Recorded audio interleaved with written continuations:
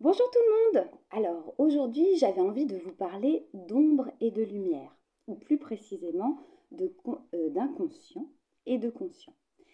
Je voulais juste vous dire qu'en fait on a tous cette part d'ombre, je pense que la plupart d'entre vous le savez. Par contre en fait ce n'est pas un ennemi. L'ombre en fait c'est quelque chose qui fait partie de nous, qui nous construit, mais qui peut expliquer également pourquoi, de temps en temps, on peut avoir même, d'un point de vue physique, des maladies chroniques, des mal-être physiques qui sont puissants, qui peuvent durer plusieurs jours.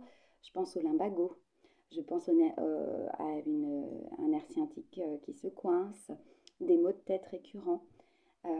D'où ces expressions, j'en ai plein la tête, j'en ai plein le dos, et en fait qui sont là, mais qui ne sont pas là pour rien. Elles existent parce qu'elles sont liées à ce genre d'expérience douloureuse. Donc votre corps, il faut être à l'écoute de votre corps parce que votre corps vous parle. Et votre corps vous envoie des messages par rapport à ce que vous avez dans cet inconscient.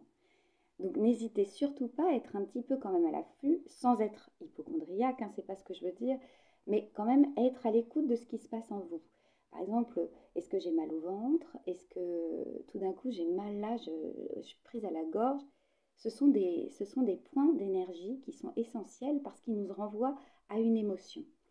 Moi, je travaille avec les chakras, donc en plus le chakra nous permet de localiser un petit peu dans le corps l'émotion qui est reliée en fait à cette partie du corps. Donc c'est très intéressant. Donc cette ombre, c'est quelque chose qu'il faut accepter. C'est quelque chose dans lequel il ne faut pas avoir peur d'aller. Il ne faut pas avoir peur de son ombre. Et ça, c'est vraiment un vrai conseil que je vous donne. Parce que si vous allez dans cette ombre et que vous faites simplement que la conscientiser, donc la ramener dans la lumière et l'accepter, vous allez vous sentir déjà beaucoup mieux. Vous n'allez plus être dans le déni de quelque chose, vous allez être dans l'acceptation qui prendra peut-être un petit peu de temps, mais rien que le fait d'en avoir conscience, c'est déjà aller vers l'acceptation et c'est déjà aller vers le mieux-être. Donc c'est essentiel. Je vous donne un grand message là, parce qu'en fait, une fois qu'on a conscientisé tout ça, quand on sait ça, alors après, il faut le mettre en pratique, je ne dis pas que c'est facile, et ben, on réalise surtout qu'on a le pouvoir d'aller mieux. Et ça, c'est très important.